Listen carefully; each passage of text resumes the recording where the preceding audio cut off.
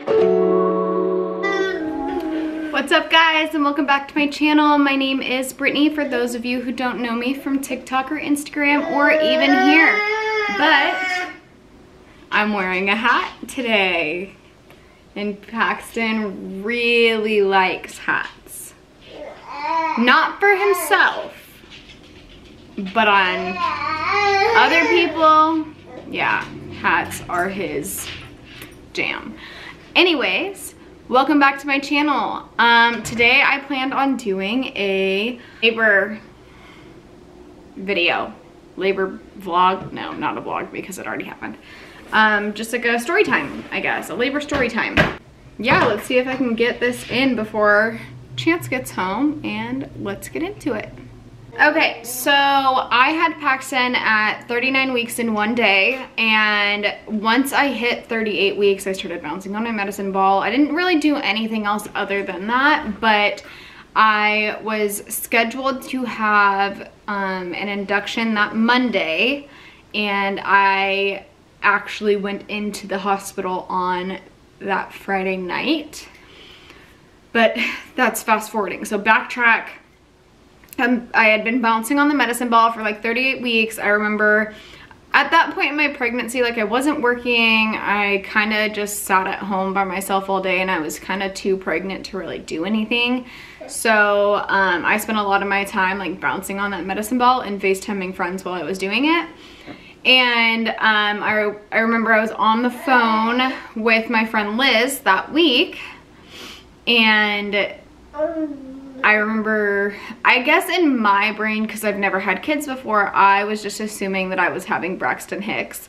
And I remember just like, I'm like, I'm not having this baby while Chance is at work. It's not happening. Like, no, I'm not doing it. So even if it was real contractions, I was like, no, we're gonna wait to like call anyone until after he's home from work. But I was having contractions on the medicine ball while being on FaceTime with my friend Liz, and she's like, you should call someone. Like, you should just at least have someone come and sit with you and just like make sure you're not, you know, going into labor. And I was like, no, like, it's fine. Like, they're not contractions. They're really not that bad. And she's already had a baby, so like, I didn't know what I was talking about, and she did. I had my baby a couple days later, so she did. But I think what my biggest fear was having to, like, thinking that I'm going into labor and then not actually be going into labor, and then going to the hospital and being sent home. And with your first baby, like, you could be in active labor for days, and that's what I was doing. And I'm glad that I like pushed myself out further so I didn't have to do all that like running back and forth from the hospital and kind of like making everyone think that I was having the baby when I really wasn't having the baby. I just really didn't want to deal with all of that at all. So I really was pushing it down to the nitty-gritty and waiting my last minute. But a couple days go by, I make it to that Friday, which is my 39-week appointment. I had Chance check my cervix earlier that week because I was curious. I was already at a 1 during my 38-week appointment, so I was just curious if I had already accelerated in dilation. And he was like, oh, I think you're maybe at a 2. And I'm like, okay, cool. Well, I get to my appointment, my 39-week checkup, and I was like, can you check my cervix? Because she wasn't. And she was like, oh, well, I guess if you want me to. And she did, and she had said that I was only at a 2. And I'm like, okay, like, that's fine. Like, I wasn't really that, you know, I technically had a week to go, and I was being induced on Monday, so it wasn't really that big of a deal. I was just kind of confused because I was at a 1 last week, and you can stay dilated at the same number for like weeks. There's some people that get checked at 36 weeks and they're at 1 centimeter, and then at 40 weeks, they haven't progressed at all. So I wasn't really that worried about it. But,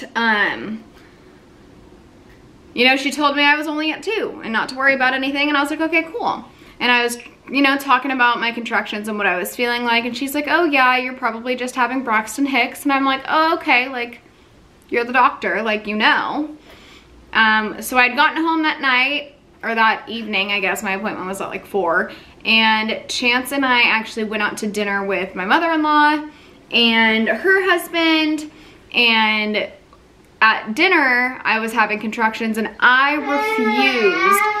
I had multiple people that were like, are you timing them? And I was like, no, I'm not timing them. I don't want to time them. I'm not having the baby yet. I can't, like, no, I'm just not doing it. And so I wasn't timing my contractions. And while we were at dinner, I couldn't even eat. I was literally like, every few minutes, I was like, and I finally like opened my eyes and I see my mother-in-law just like sitting across the table, kind of looking down at her phone, checking the time and looking at me. And I said, are you timing these? And she said, oh, I've been timing these. And she had finally told me like, okay, well, maybe you need to call a nurse, or at least if you're not gonna call a nurse and you're not gonna call the doctor, is like, the least you can do is just like time your contractions after this. And so I had downloaded the contraction counter or whatever. So I downloaded the app and was counting them, and literally within like 15 minutes, I get a notification from the counter, and it's like, you should call a nurse and get ready to go to the hospital. And I was like, no. It was like, yeah, pack your bags, blah, blah, blah. And it had said that like 2 or 3 times, and I'm like, okay, maybe I should call. So I call a nurse instead of going into the hospital because, like I said before, I really did not want to be sent home. And she's like, yeah, like, you should probably come in, like, this is serious. And we're like, okay. So it is like 4 hours after I've already seen my doctor after my 39-week appointment, and it's after we've already had dinner. It's when my my contraction tracker told me to go in.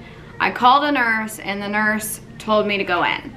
So we go in, they check my cervix, and I had dilated from a 2 to a 4 in those couple hours. But because I wasn't a 6, they couldn't keep me. So they don't, what's it called? They don't like admit you until you're a 6 or above, or your water has broken. So they're like, okay, so here's what we can do for you. You can either walk around the floor, or we can send you home with some pain meds, and you can go home and come back if things get worse, or if your water breaks. So by then I had just decided to go home, get some pain meds, and kind of wait it out, because I wasn't about to sit there and just walk around the hospital floor until they felt like I was dilated enough. So I go home, we go to bed, and a couple hours later I feel like, okay, TMI for the men that are watching, but girls, you know how when you can like feel your period coming on? That's what it felt like. It felt like I had started my period. So I'd like woken up in a panic, and I was like, oh my gosh, I need to go to the bathroom. And then I was like, well, wait a second, I'm 9 months pregnant. Like, I did not start my period. So I go pee, and I'm already on the toilet and I'm peeing, but then I'm like, am I peeing or did my water just break? So I get up and I put a towel on the ground, and I'm like, babe, I think my water broke. And he's like, what? All he sees is I like put a towel on the ground.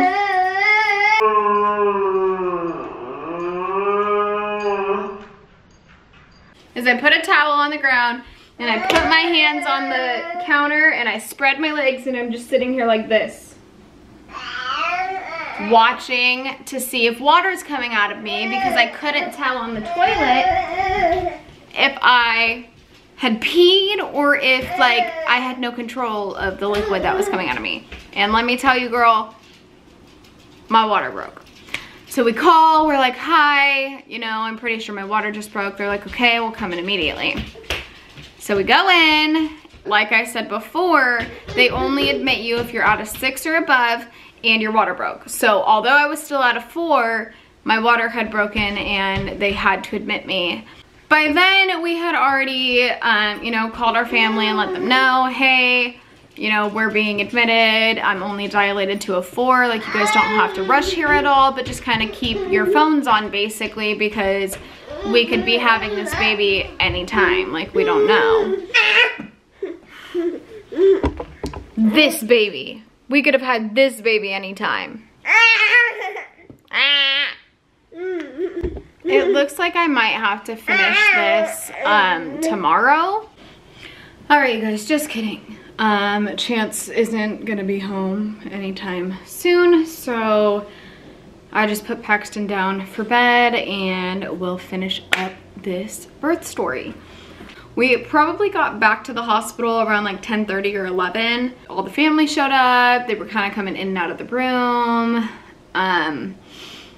I didn't get an epidural. I just kind of was chilling there until it was like 11 o'clock in the morning, 10 o'clock in the morning. So like 12 hours into being into active labor. I still hadn't progressed. I think I was at a 6, maybe. I think I had progressed to a 6 and I hadn't progressed further than that in 12 hours.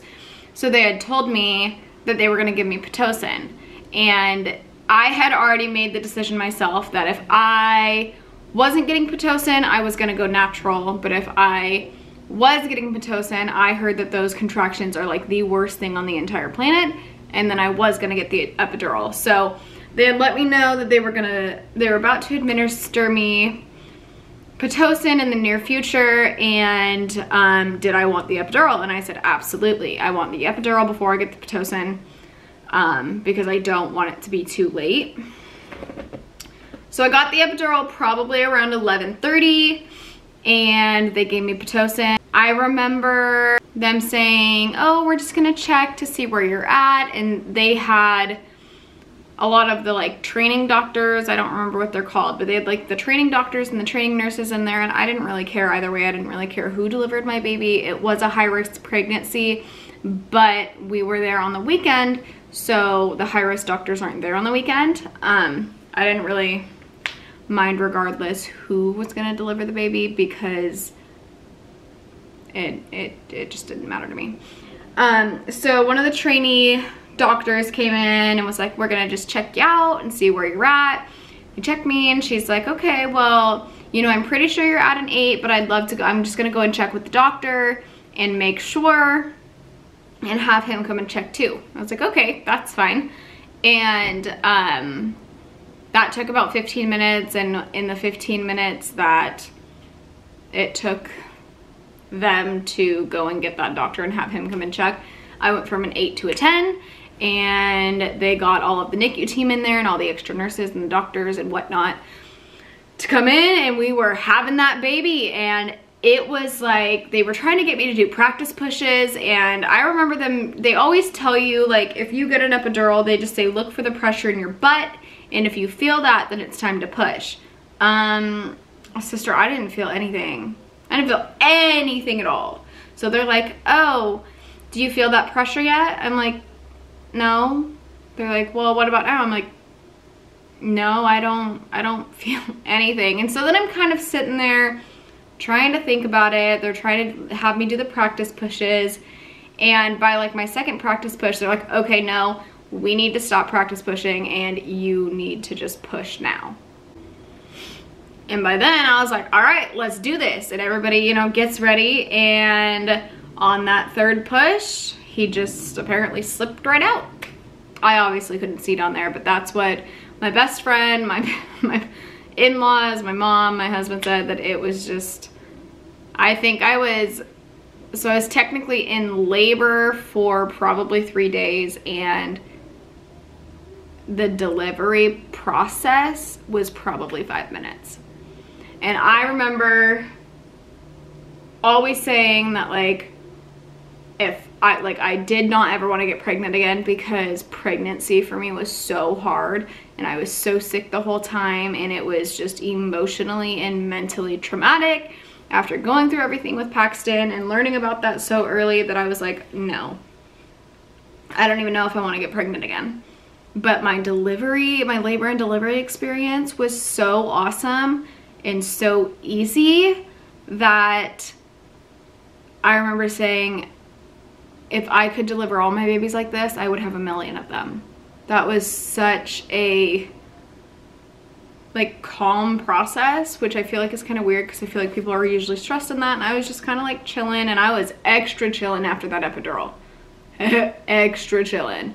But yeah, we got some great pictures. If you haven't seen them, they're up on my Instagram. My best friend at JC Copeland Photo on Instagram, she's the one who took our labor and delivery photos.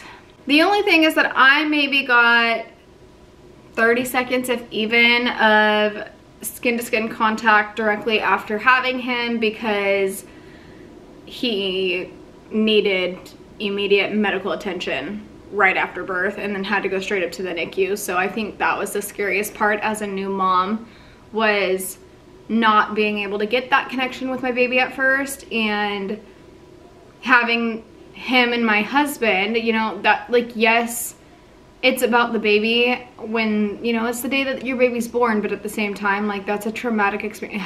Giving birth is a traumatic experience mentally, emotionally, and physically. And the fact that I had to have my first baby, it's not like it was my second, not that I feel like it would be any different, but I had to have my first baby taken from me immediately after birth, and then I also didn't get the support of my husband because obviously I sent him up to the NICU with my newborn baby because I'm an adult and my child is the first priority. You need to be with our kid. I'm sure he would have been in safe hands regardless. We loved everybody at the hospital that he was born at, but you know, if I couldn't be there, somebody did have to be. So that was probably the most traumatic experience. I'm kind of getting hot and sweaty talking about it. It's working me up a little bit. If you're going through something like this or similar to this or this exact same thing, like, you're not alone. We all feel that. It's okay to be stressed. It's okay to cry and wonder what you did wrong. It's okay for all of those things. We're not going to get into it right now because that's not the point of this video, but yeah.